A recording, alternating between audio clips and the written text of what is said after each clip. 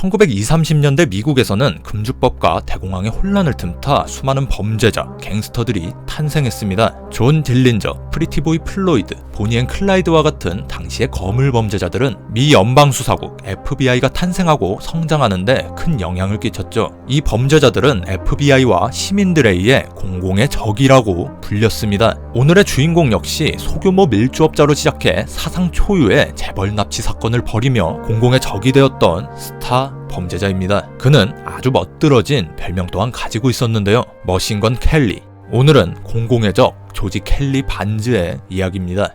조지 켈리 반즈의 출생연도, 출생지에 관해서는 다양한 설이 있지만 일반적으로 그가 1895년에서 1900년 사이에 태어나 테네시주 멤피스에서 어린 시절을 보낸 것으로 알려져 있습니다. 그와 비슷한 시대에 활동했던 갱스터들의 상당수는 가난한 가정 출신이었지만 조지는 여유로운 중산층 가정에서 태어났습니다. 아버지는 보험회사의 임원이었고 어머니는 아들에게 사랑을 아끼지 않는 자상한 사람이었죠. 조지의 부모님은 아들이 올바르게 성장하길 원했지만 그는 부모님의 기대와는 정반대로 성장했어요. 조지는 고등학생 때부터 밀주를 불법적으로 유통하며 용돈을 벌었어요. 아직 미국 전역에서 금주법이 시행되기 전이었으나 테네시주에선 이미 오래전부터 금주법이 시행되고 있었습니다. 조지는 자주 경찰서를 드나들었고 그럴 때마다 아버지가 인맥을 동원해 아들을 경찰서에서 데리고 나와야 했습니다. 그로 인해 조지는 아버지와의 사이가 좋지 못했습니다. 어머니가 일찍 세상을 떠난 이후에 가족들과의 관계는 더욱 멀어졌죠. 고등학교를 졸업한 조지는 미시시피 주립대학에 입학해 농업을 전공했습니다. 성적은 항상 바닥을 기었고 교수들과의 사이도 좋지 못했죠. 대학 생활에 재밌는 구석이 하나도 없었어요. 그러다 제네바 램지라는 여성을 만나 사랑에 빠지면서 조지는 활기를 되찾았습니다. 그는 제네바와 결혼하기 위해서 학교를 관두게 됩니다. 입학한 지 겨우 4개월 만이었어요. 조지와 제네바는 2명의 아들을 낳고 한동안 행복하게 살았습니다. 조지는 가족을 부양하기 위해 택시 운전, 보험 판매, 매표소 직원, 염소 사육 등 여러 일자리를 전전했습니다. 그러나 충분한 돈을 벌지 못했고 자신에게 맞는 직업들도 아닌 것 같았어요. 그는 다시 밀주 사업에 손을 대기 시작합니다. 주머니 사정은 좀 나아졌지만 아내 제네바는 남편이 범죄를 저지르는 것을 용납할 수 없었습니다. 이러한 다툼으로 둘은 몇 번이고 헤어졌다 다시 만났지만 결국 1926년 이혼 서류에 도장을 찍게 되죠. 아내는 2 아들을 데리고 떠났습니다. 조지 켈리 반즈는 이제 온전히 범죄에 집중할 수 있게 됐어요. 가족이 떠나고 그에게 남은 것은 술과 총뿐이었습니다. 조지는 멤피스 지역에서 밀주 공급업자로 어느 정도 이름을 알리게 됩니다. 이름이 알려지면 당연히 경찰들이 따라붙게 되죠. 그는 가족들에게 피해가 가는 것을 막기 위해 조지 R 켈리로 개명을 했습니다. 이후 서부로 무대를 옮겨 계속해서 범죄를 벌였어요. 하지만 1928년 털사 지역에서 경찰에게 덜미가 잡히며 밀주 공급 혐의로 체포됩니다. 그는 3년형을 선고받아 캔자스 리브너스 교도소에서 복역했습니다. 여기서 그는 말썽을 부리지 않는 모범수였고 그로 인해 형량을 조금 줄일 수 있었다고 합니다. 출소 후 조지 켈리는 다시 오클라호마 지역에서 활동했는데요. 그는 스티브 앤더스라는 밀주업자와 함께 일했습니다. 스티브 앤더스에게는 캐서린 소니라는 애인이 있었습니다. 조지 켈리는 그녀와 사랑에 빠졌어요. 둘은 스티브 앤더스의 캐딜락을 훔쳐타고 사랑에 도피를 했습니다. 그런데 이 캐서린 소니라는 여자가 보통 인물이 아니었습니다. 그녀는 3번의 결혼을 했는데 3번째 남편은 총을 맞은 채로 유서와 함께 발견됐습니다. 문제는 이 남자가 문맹이었어요. 아내인 캐서린이 유력한 용의자로 체포되었지만 증거가 부족했기 때문에 유죄 판결을 받지 않고 풀려났죠. 조지 켈리와 캐서린 소는 1930년 미니애폴리스에서 결혼식을 올렸습니다.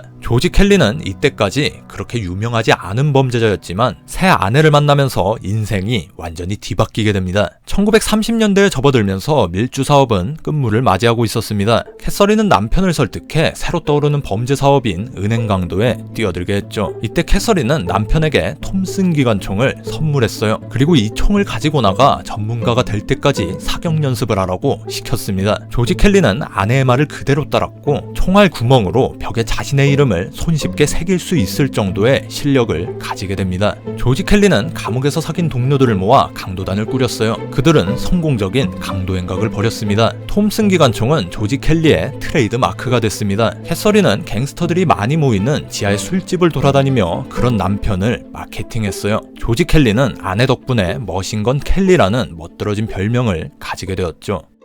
켈리 부부와 강도단은 2년 동안 6번의 강도 범죄를 벌이며 큰 돈을 벌었습니다. 그런데 이 강도 사업은 너무 위험했어요. 범행 중에 많은 동료들이 다치고 목숨을 잃었습니다. 켈리 부부는 더 안전한 돈벌이를 모색했습니다. 납치 범죄가 괜찮아 보였어요. 초반 몇 번의 납치 시도는 그다지 성공적이지 못했습니다. 그들이 납치한 사람들의 대부분은 몸값을 지불할 여력이 없는 이들이었습니다. 그래서 부자를 납치하기로 하죠. 1933년 7월 22일 머신건 켈리와 동료 앨버트 베이츠는 미국의 석유 재벌 찰스 프레더릭 어셀의 저택에 침입했습니다. 켈리와 베이츠는 저택에서 2명의 남자를 끌어내 차에 태웠습니다. 켈리는 재벌 어셀을 목표로 했지만 납치한 2명 중 누가 어셀인지 구분하지 못했습니다. 무작정 도시 밖으로 내달렸어요. 도시에서 벗어나자 켈리는 차를 세워서 어셀이 누군지 파악하고 그의 친구 제럿을 풀어줬습니다. 켈리와 동료 베이츠는 텍사스 파라다이스에 있는 목장에 어셀을 데려갔습니다. 아내 캐서린의 계부가 소유한 목장이었죠. 켈리 일당은 어셀의 가족에게 그의 몸값으로 20만 달러를 요구했습니다. 현재 가치로 따지면 400만 달러에 달하는 돈입니다. 당시로선 사상 최대 규모의 몸값 요구였어요. 또한 허튼 수작을 부린다면 어셀은 무사하지 못할 것이라며 협박을 했습니다. 어셀의 가족은 돈을 지불하기로 결정했습니다. 캔자스시티에 있는 한 호텔에서 몸값을 전달했어요. 머신건 켈리는 약속을 지켰고 9일 만에 어셀을 무사히 풀어줬습니다. 당시 미 연방수사국 FBI의 전신 DOI의 국장 에드가 후버는 켈리 일당을 잡기 위해 최고의 요원들을 사건에 투입했습니다. 1932년 미국 의회는 납치범죄를 연방범죄로 처리하여 이것을 연방수사국이 관할한다는 내용이 담긴 린드버그법을 제정했는데 후버 국장은 그에 맞춰 대중들에게 깊은 인상을 남기기 위해 머신건 켈리를 본보기로 삼으려고 했습니다. 머신건 켈리와 그 동료들은 전국적인 유명인사, 공공의 적이 되어 쫓기기 시작했어요. 연방 요원들은 황급히 움직였지만 피해자인 어셀은 방금 납치해서 풀려난 사람답지 않게 무척이나 태연했습니다. 어셀은 굉장히 똑똑하고 기억력이 좋은 사람이었는데 그는 납치돼 있는 동안 최대한 모든 것을 기억하려고 노력했습니다. 그는 눈을 가리고 있어 주변을 볼 수는 없었지만 소리에 귀를 기울였습니다. 그는 오일 펌프가 작동하는 소리, 목장의 동물 소리, 범인들이 대화를 하는 소리를 들었어요. 그리고 비행기가 비 오는 날을 제외하고 하루 2번 머리 위를 날아간다는 것을 파악했습니다. 그리고 어딘가로 이동하는데 몇 걸음이 필요한지 세어보고 곳곳에 지문을 남겼습니다. 심지어 범인들이 줬던 미네랄이 풍부한 물의 맛까지 기억했죠. 그리고 납치될 때, 풀려날 때 차량이 몇 시간 이동했는지, 기름이 언제쯤 떨어졌는지를 고려해 이동거리를 판단했습니다. 그의 엄청난 증언을 토대로 수사 요원들은 추적 범위를 좁힐 수 있었습니다. 이윽고 캐서린 켈리의 부모가 텍사스 파라다이스 지역에 목장을 갖고 있다는 사실을 발견하고 그 목장을 급습합니다. 머신건 켈리가 바보는 아니었기 때문에 당연히 그곳에 없었어요. 하지만 목장에는 수많은 증거들이 남아 있었죠. 그 증거들과 몸값으로 지불했던 지폐의 일련 번호들을 통해 수사는 급물살을 탔고 범행에 가담했던 이들이 한두 명씩 체포되기 시작했습니다. 동료들이 체포되자 켈리 부부는 어셀의 가족과 변호사, 사건의 증인, 검사, 판사에게 협박 편지를 보냈어요. 그러나 수사는 멈추지 않았죠. 1933년 8월 사건의 주요 공범인 베이츠가 콜로라도에서 660달러와 기관총을 소지한 채 체포되었습니다. 머신건 켈리와 아내는 추적을 피하기 위해 이곳저곳을 옮겨 다녔습니다. 신분을 숨기기 위한 분장은 기본이었고 평범한 가족처럼 보이기 위해 지인의 딸을 데리고 여행하기도 했습니다. 하지만 결국 FBI는 집요한 추적 끝에 켈리 부부가 멤피스의 한 주택에 머물고 있다는 것을 밝혀냈습니다. 1933년 9월 26일 오전 켈리 부부는 전날에 있었던 파티로 인한 숙취 때문에 완전히 무방비 상태였습니다. 새벽에 신문을 가져오다 현관문까지 열어둔 상태였죠. 경찰과 FBI 요원들은 망설이지 않고 그 집을 급습했고 켈리 부부는 별다른 저항을 하지 못하고 체포됐습니다.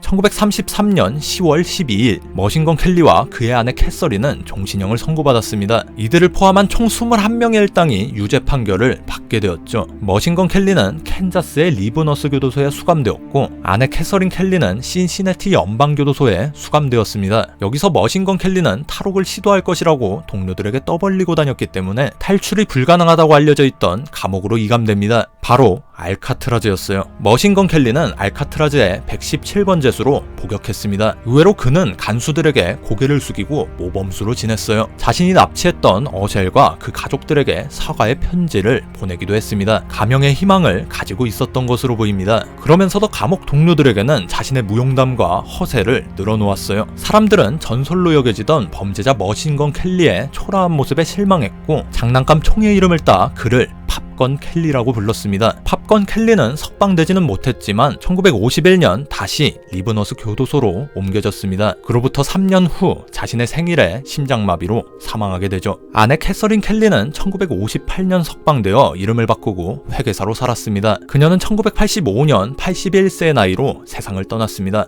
켈리는 갖은 허세를 부리며 자신이 저지른 범죄, 저지르지 않은 범죄에 대해서 떠벌리고 다녔지만 어셀의 몸값 절반가량이 숨겨져 있는 곳은 죽을 때까지 결코 밝히지 않았다고 합니다. 여전히 많은 사람들은 그 돈이 텍사스 어딘가에 묻혀 있다고 믿고 있습니다.